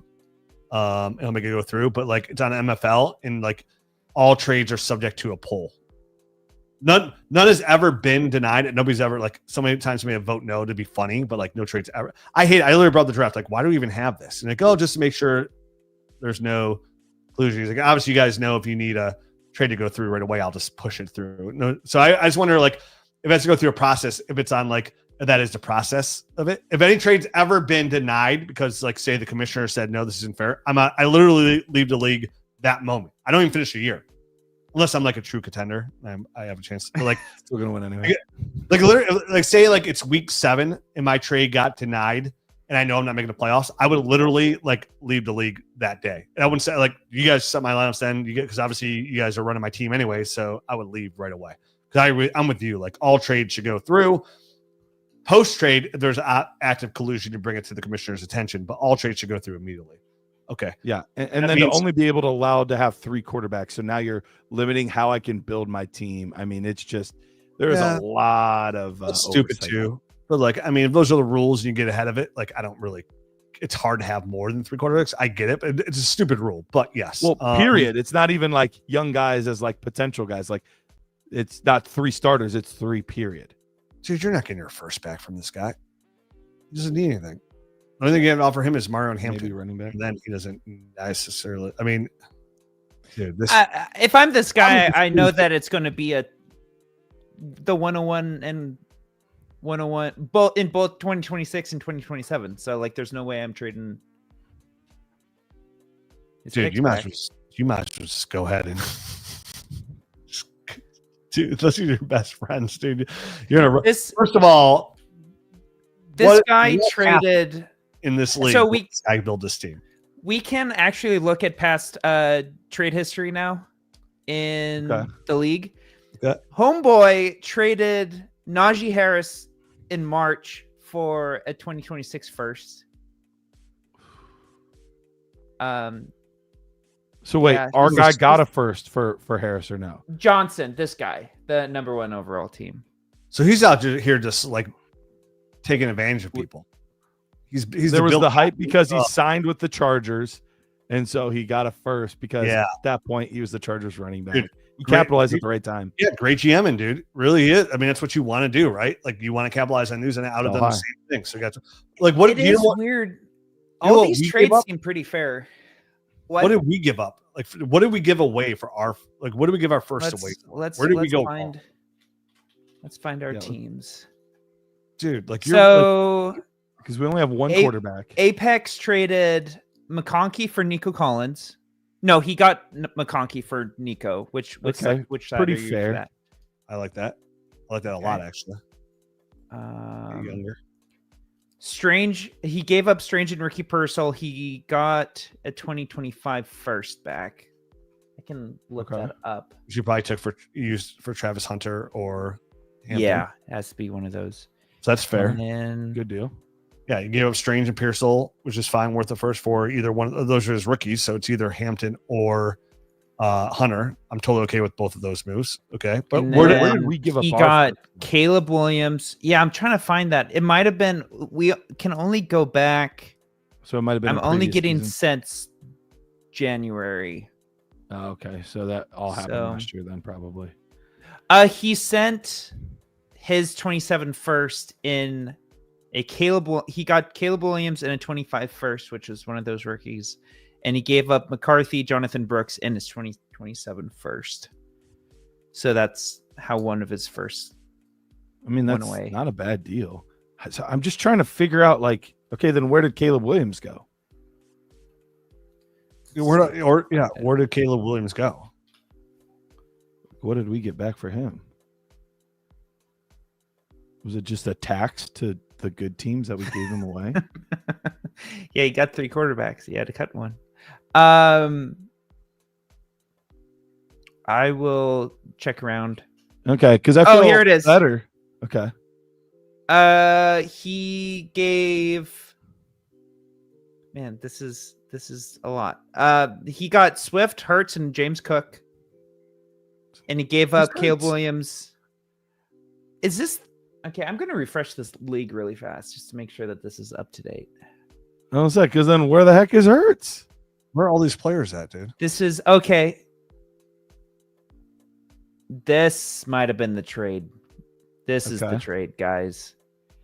He got a 2025 first, which I'm willing to bet this is Amari and Hampton. Okay. And he also got a 25 second and a 2026 second and 2025 third. But he gave up Jalen Hurts and James Cook. Okay. That does hurt. Yeah, you did a complete opposite. You gave up a high-end quarterback for an upside running back. And you gave up James Cook. The deal that did us in. Yeah. Yeah. Somehow we lost James Cook in the process. Yeah. I don't know where he went. And we still don't even have James Cook. Yeah. No, he gave up James Cook. He gave up James Cook and Jalen Hurts. James Cook and Hurts for a 25 first. And I like Hampton. Don't get me wrong. He's a great player, but that deal did you in. What a terror. Like, again, I'm sorry. And I don't mean this but what that was your down. Like, you took a massive step back. First of all, Jalen Hurts is worth more than a first by himself. And does the really good team have Hurts now? Is this the team we were dealing with? No. Okay. Like, it's second place team. Okay. Does he have James Cook too? Let me see his roster. He does. Yeah, I know. Dude, that was it. But listen, that's the pass. We all listen. And never new to That's why we do the show. This is why you have these tools, right? Like, so this is why you have these tools and trade, like, so you don't make these mistakes. Because when you make a mistake like this, it gets set you back bad. And unfortunately, this player right here is set back bad. The first thing I'm doing, Garrett, is going to this team and, hey, man, like, I realized, like, I got ahead of my skis here for the third time I say this, saying, and I realized I just really need to pivot my team. You've yourself built a monster. I'm really looking to get my draft picks back. Is there a deal to be had where we can make it? And like, I don't even want to start proposing. He has so much depth. Like, it's going to have to be on his terms. So like, that's where you need to start, because you need to get your picks back. And then what I'm hoping is, like, can you give him Hampton for your 26 and 27 first back? Like, I don't know if he'd be willing to do that, but like, for being a powerhouse, like, I hope he would, because those picks would think so, because Hampton's a very valuable asset. So I would think 2 first, even though he knows they're going to be early. I think 2 first would probably work. Yeah. So I'm offering him my 26 first and my 27 first for Hampton. And to add his power structure, so be it what it is, because then I'm almost getting 1 in 26 and more importantly in 27. And then we go back to our team. And then from there on down, I am finding can I get a 27 first plus for Dak? Wait in season, because when Dak's can produce at a high level. I'm unloading Travis Hunter. I agree, because I know that seems kind of backwards, but right now I'm removing any risk from my roster, and Hunter's risk right now. Yeah, and Hunter's going for 2 first. If I can get 2 first, 27 and once you get your 26 first back, like, I'm really just kind of loading up for as many, because like 27. That first team's so good. Just load up in 27 picks. It's a better draft class. You need all the time you can. Like that. You want to ensure then you also have the first pick in 27 to get Jeremiah Smith as well. So like, you're going to unload that. If J.K. Dobbins starts the year, which he should start the year as a starter, move. Tank Biggs. Listen, man, everybody's going. If I can hold on to Ladd McConkey, I'm going to hold on to Ladd McConkey for now, unless the right offer comes onto me. But like, Travis Hunter's got to go. Hampton's the first one to go. Dak Prescott's got to go, and anybody else that pops their head up a value is Who's got on tight end? Who do we have? Kincaid, Likely, and Loveland. Those are assets I'd actually rather hold on to because I think they're all assets that'll be worth more later than they are right now. Correct, in 2027. So yeah, so I'm still willing to move them. I just don't think right this second's the time. Yeah, like if Isaiah Likely signs an extension, move him. That's you know, move him. You move him. But honestly, man, like this is no roster rescue. Like here's a clear path of the trades for each team. You are going to move. Yeah, you are completely resetting. And it has to start, though, with you trying to find to get your 26 and 27 first back, or you're stuck.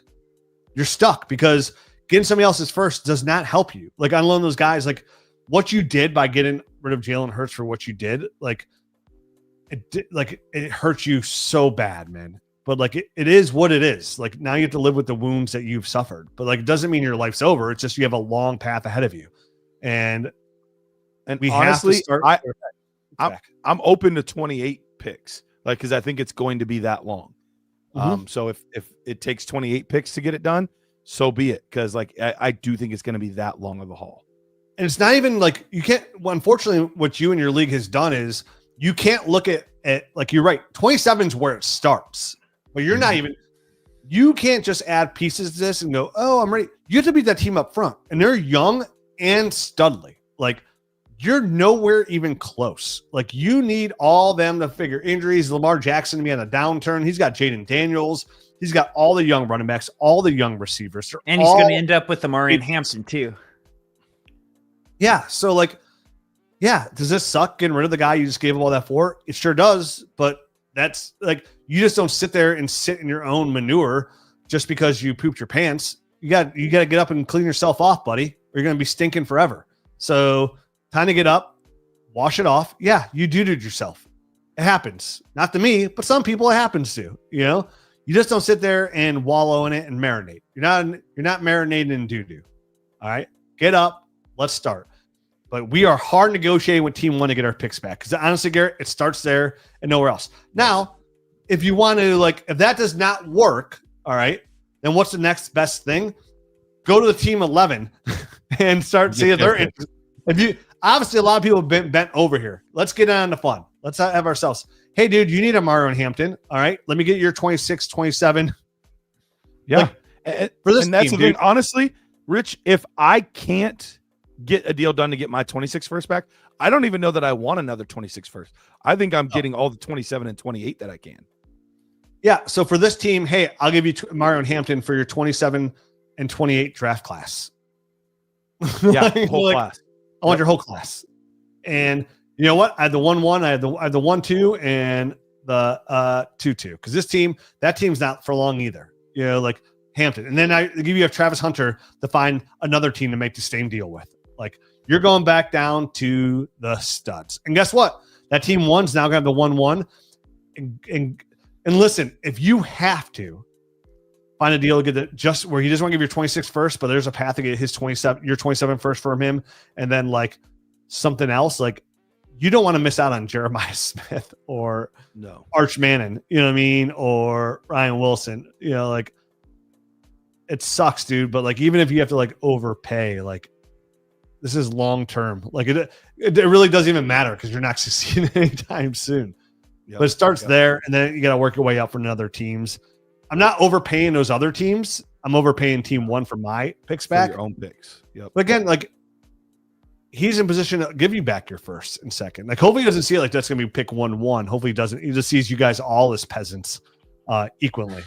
As he honestly probably does from his perch up there. Yeah. So he probably doesn't have the GM. So maybe he doesn't like want to go through each team and see they're going to be the 1-1. Start there and then come back and let us know. And you need to reset, buddy. Like but that's the best advice we can give you. Tear it down to the studs. Keep your tight ends. Hold on to Ladd if you can. Or like if you have to move Ladd and keep Hunter and hope for the best. And that's where the upside is. Like keep one of those guys in your back pocket so it's not a complete pivot. But like you have to move. Like unfortunately, like Dak, Hampton, and all those receivers but one need to move. But like you have to give something to give something. Oh, right. Sorry, man. You're in a bad spot. It's a tough one.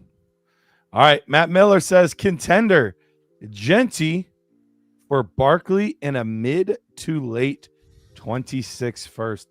These are tough ones, Rich, because it's nice to get the win now piece and a potential asset for the future. But Genty could be both of those things in and of himself. So how do you lean on this one? As a contender, I don't love that it's mid to late first because a late first doesn't get it done for me. Exactly. But if it was early to mid, it would be different. I think it's a very fair offer. I mean, you're getting Barkley, who's a stud, probably will be a stud for 2 to 3 more years.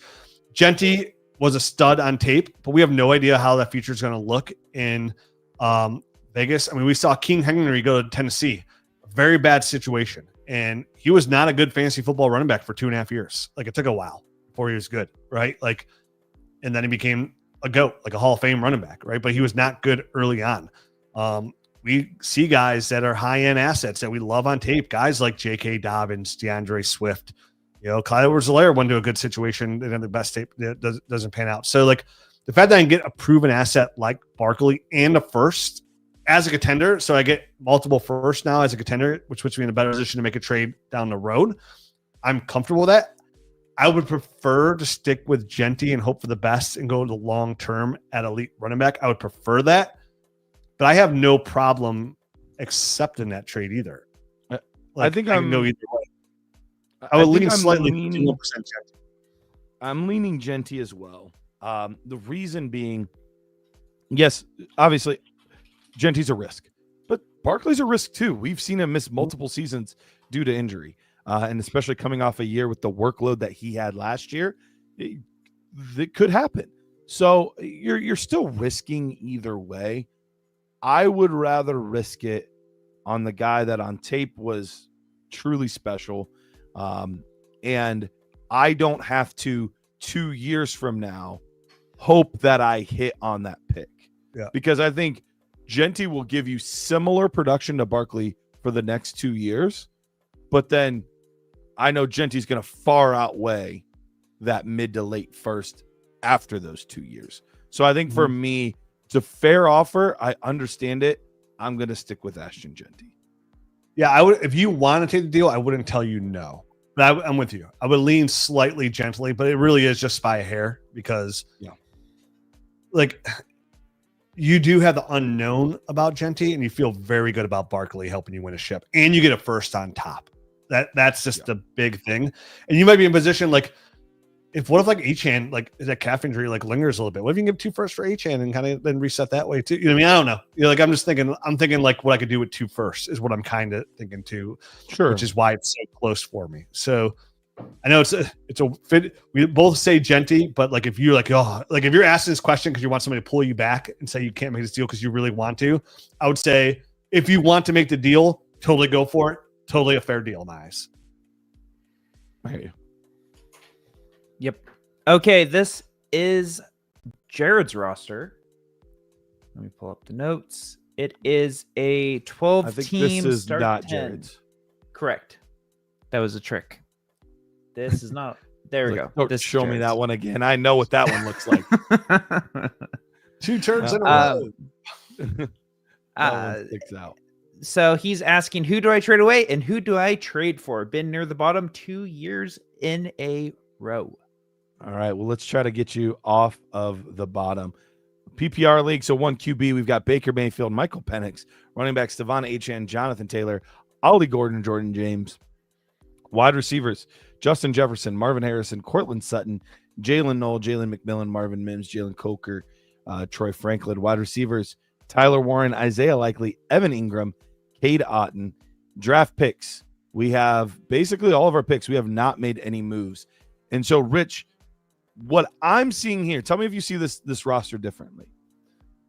We basically have a borderline stars and scrubs type roster here. You have extremely good starting assets, but right after that, they all fall off a cliff and there's nothing. So I think that's the big thing is if everything doesn't pan out, you fall into issues, which is probably what happened last year. Jonathan Taylor missed a few games with injury. Marvin Harrison didn't play quite as well as you expected him to. And so that took you down a few notches. Evan Ingram got hurt. On paper, I love this starting lineup. Love the starting lineup. But we cannot afford to take any hits outside of maybe the tight end position. So I think for me, I'm looking at this team and I'm saying, this is almost the ideal type of roster to where I say, this is where I take my draft capital and I move it into my team for now to help me win a ship. Because otherwise you are going to find yourself finishing 4th to 9th every year. Yeah, I agree. It's not tight end premium. I am looking to, he's starting 2 tight ends. That's a bad spot to be in a non-tight end premium PPR league. Mm-hmm. I'm actually going to go ahead and rock with Evan Ingram. I'm going to use Tyler Warren and that young asset and my picks to give me depth at receiver and running back. So let's start at the bottom. I here. like the idea of trading Warren. I like that. Yeah. So also, I'm trading. Side note, Kyle Monangai and Brashard Smith is available on waivers. Ooh, yeah, I want those guys. Because you have a billion receivers. There's plenty of receivers that I would rather have some upside running backs instead. Oh, Christian McCaffrey's on the very bottom team. And so is Devontae Adams. Those are 2 perfect and appealing assets for our team. Yeah, I would love to offer this guy. I'm going to offer him. He doesn't necessarily need him, but like, if I can get Christian McCaffrey and Devontae Adams, I don't love offering Tyler Warren and essentially giving 2 first. Would you do that? You Are you might comfortable like with that? getting Warren, though, just to have the upside because Kincaid's been hit or miss at tight end. So he probably would like to have 2 shots at it. Yeah, I wonder if I could offer him Tyler Warren, my first and second for Dallas Goedert, Devontae Adams, and Christian McCaffrey. Because basically you're giving him a first and second. I wouldn't need Goddard. I'm fine getting him. But with Isaiah Likely as well, I don't feel like I need him. I know, but I just want to insulate our just in case. That's all. And like he obviously doesn't need Goddard because we're giving him Warren. So like to us, if I get Goddard as a throw-in, Goddard's a very solid tight end, like very solid. I mean, he's startable and not high in production. But if Devontae, and he's gonna be a free agent for this year too, so he's got a new homecoming. So I think he fits our mold of our team well. And like we kind of want to do. I guess we'd have to cut players too, because then we're getting 3 players back, and he's not. I would just see, and then I'll cut some players if I can. But like, I don't know if that's necessarily enough. It really has to be this player. This person doesn't think he's a contender, first of all, because I feel like he would want more. He might want more. What's the next team? I still like that move though. It's an offer I'm seeing. I would be willing to throw a little more on it, honestly, because I think Christian McCaffrey and Devontae Adams are probably worth a total of 2 firsts and a second is kind of what I think they're worth. Yeah. But instead of either Tyler Warren in there, like we're giving up an extra first. I actually like this. I'd rather start here with this team personally. Okay. Because I like the idea of getting, can we offer him Tony Pollard? Like if I can get Tony Pollard for depth and like Judy for you mentioned like everybody else's perception on Judy's a little bit lower, and we can keep Warren. We can give a first and second. I'd honestly pay. I'd pay a 1 QB contender first mode. And second for Pollard and Judy. Yeah, and I might even I'd probably throw in a third too to make it look better. Third won't sway me either way. So if it helps get the deal done, totally. Yeah, I would give a first and second, and I think for Judy and Pollard, because that insulates us a lot, because that's our big thing is we just have no help if something happens. Just are we way off? Are we way off base there, Pete? Can you throw up the trade calculator? Yep. You think we'd have to give more? I don't think so. I don't think it really depends on almost too much. It's really weird on Judy's value compared to somebody else. You know what I mean? That's just the thing. Like or compared to what I do compared to what everybody else does. Right. And so, that's Judy will be worth more in our calculator than he will be. So it's Judy and Pollard. Pollard for for first and second, 26. yeah. I mean, our trade calculator is going to have. Yeah, but I mean, we probably have an extra 1,000 points on Judy that wouldn't necessarily be there for other people. I agree. Same thing, like our calculator value, any other calculator is going to value 26 first more. Our calculator actually values 27 first more. I'm pulling it up as on another calc. Yeah, let's see how the normal folks would view this. It would be pick side by a good bit. By like value wise. Yeah. That's what I wondered. Yeah. So we just value Judy a lot more than other places. Yeah, I feel really good about that trade if we can. And I said I would throw a little bit more on top if I had to, like if you wanted like a Marvin Mims, another set, like I would give another second if I had to. Because I'd pay a first for Judy, and if I had to give 2 seconds for Pollard, like as a contender for the depth, like I would do that as well. I don't love it, but yeah, I do like this deal, but I am still torn on like going back to that Adams and McCaffrey deal. Like, I mean, those are the bold moves that you have to make. That like, yes, sometimes they blow up in your face. I just don't think the team structure to me, even though he's in our calculator as bottom, like I don't like. Which is weird because he has a really strong, like he has a decent, like I'd start Ricky Pearsall over Hunter. And like once he starts Ricky Pearsall over Hunter or move Goddard out and move Ricky Pearsall in, like he's got Aaron Jones and Christian McCaffrey and Javonte Williams to start. Like I could easily see this person thinking he's a contender. So I don't think, I'm not saying I wouldn't do that deal. I don't nothing at tight end or quarterback though. So that's what really holds him back. You know, when he's got Jordan Love. I mean, that's going to be quarterback 12. So I think he's going to be higher. I did my quarterback. Well, maybe I'm just telling you this is based off 80 like average. Yeah, I hear you. In a redraft. I could see this person thinking they're a contender, and I think we might be barking up a tree that like a first doesn't really like, because then he doesn't have McCaffrey and he's on the but he's got these older assets. I just don't know. Does he have his picks or no? He does. He has all of his picks. Okay. I'm still pursuing that one first. No, I am too.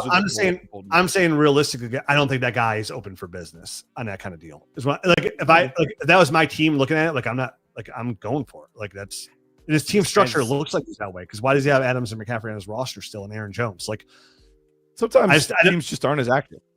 No, I get it.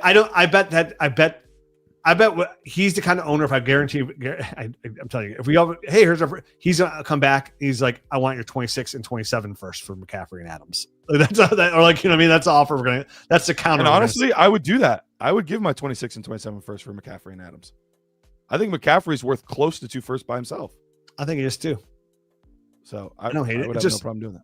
It's a lot of risk. Definitely where our team is like, because we could use that depth there for us. Can we go to team 10? Also, side note, this guy does strike me as a 49er fan, having McCaffrey, Ayuk, and Pearsall. Could be. Oh, here's a good one. Kyron? No. Well, yeah, if we get Kyron and Godwin would both be very interesting to me. Dude, because this team, you got to tell him, like, bro, you're going to have a hard time to start the year. This is where if he could be aware of this is where I'm offering him my 26 first and second, my 27 first, and Tyler Warren for George Kittle, Rashee Rice. Oh no, okay. You got to take Godwin, I guess. I'm getting a little greedy for Rice, but I think they're like, this is where I want to flip Warren for Kittle because I want to tight end 1 overall, most likely. Okay. And secure that. Gives me Ingram and Kittle, so I could possibly start 2, but I'm starting Kittle over Ingram. Gives me a better player. And then it's giving Kyron Williams, which are insulated at running back.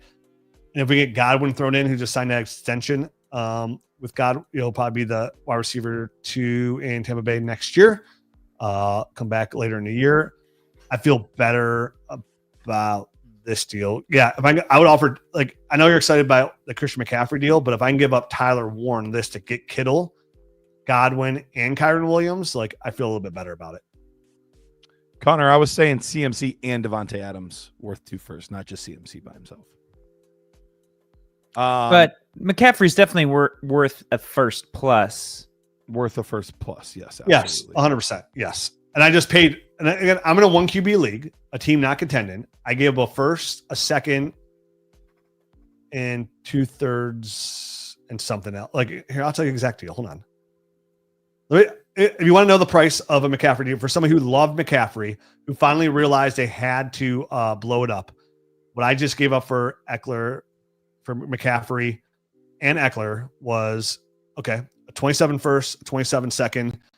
But he does know that 27 seconds is going to be really high as well, because he knows I'm blowing my team up. A third, a fourth, and a 6 is what I gave up for McCaffrey in a 1 QB PPR, 1 PPR league.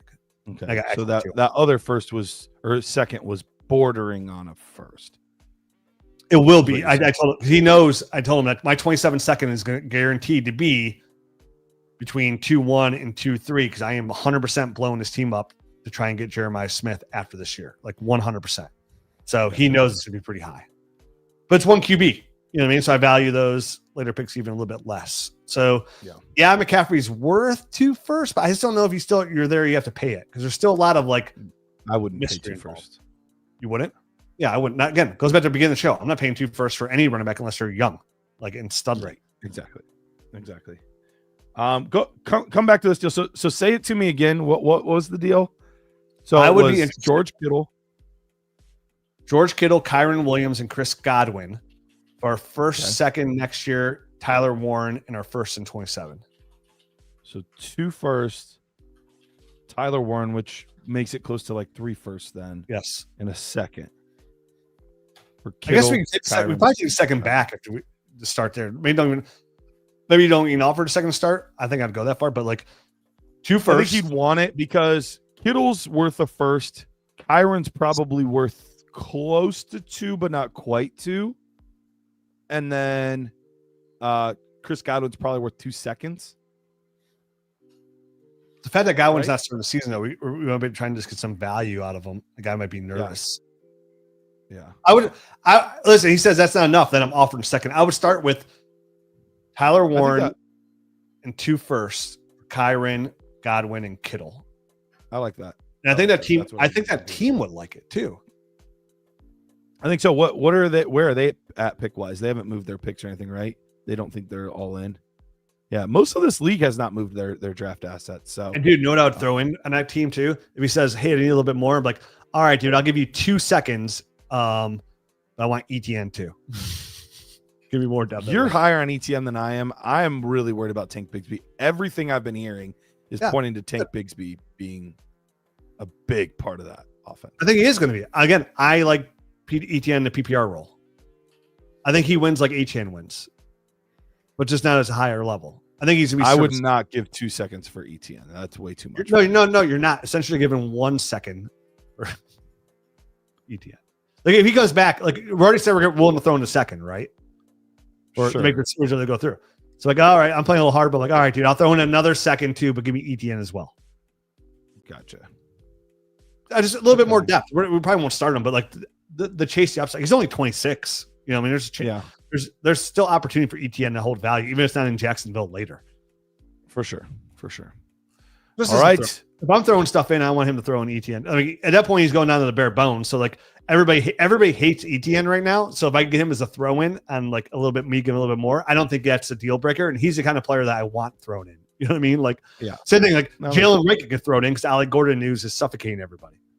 Does that make sense? It is. Like, it doesn't mean like I love ETN. It's just like I believe like those are the kind of throw ins I want. Like those upside throw ins that offer, you know, some value down the road that people are just completely down on. And he's only 26. He's a former first round running back who was only 2 years removed from me and running back 3 overall. Perfect. All right, Pete. What do we have? What do we have next? One more. This is our last one. So Garrett, I sent you a private message. If you can read that. Ooh. Is this about the contract stuff? Sexton on the clock. Sexton on the clock. So here's what I think. This is one that is going to take like some off-air time to really evaluate because it's a contract league. So it's going to take some time off air to be able to evaluate all these. So let's move that one to next episode. So that way I have actual time to like go through and look at the contracts, because to just be able to throw out, like, we're not gonna be able to throw out normal trades because the contracts are going to change the values drastically on some of these guys. So this might be one that we would have to push to next episode. Okay. So Cool. With Well, that, I that's think it. that wraps things up then. Yep. We plowed through them today. Awesome. All right. Well, thank you guys so much for hanging out with us today. As we are approaching the season, feel free to get these in as soon as possible. You do not have to wait till the show, till the day of. Get them in ahead of time, because I have a feeling once we start to get to week 2, week 3, people are going to really want to know what direction to take their teams, and we are going to be inundated with roster rescue. So get them in early. We appreciate you guys. Rich, anything else before we skedaddle? No, man, super pumped. Good show. Just really excited for the season to come about. Get here soon, and you should see your league a little bit more active, because people starting to see like, oh man, I'm going to get my lineup ready. I have a hole here, a hole there. I've made a lot of trades in the last week, like really trying to decide, like, same thing. Am I trying to make a push, trying to get in ahead of the value a little bit? Because if Chris McCaffrey is running back 1 overall, week 4, more expensive. Now you got to pay 2 first, like Garrett said. So it's just kind of like, as we inch closer, man, like really that's why the GM's here, like to really get a good evaluation of your roster. And not every team's different, right? Because we said some teams, hey, you need to wait a little bit. Some teams you need to act now. And every team's so different. So super stoked, man. Can't wait to do our shows tomorrow and get ready for the season. So we'll be back next week with more roster rescues. R&R. Awesome. All right, guys. We'll see you then.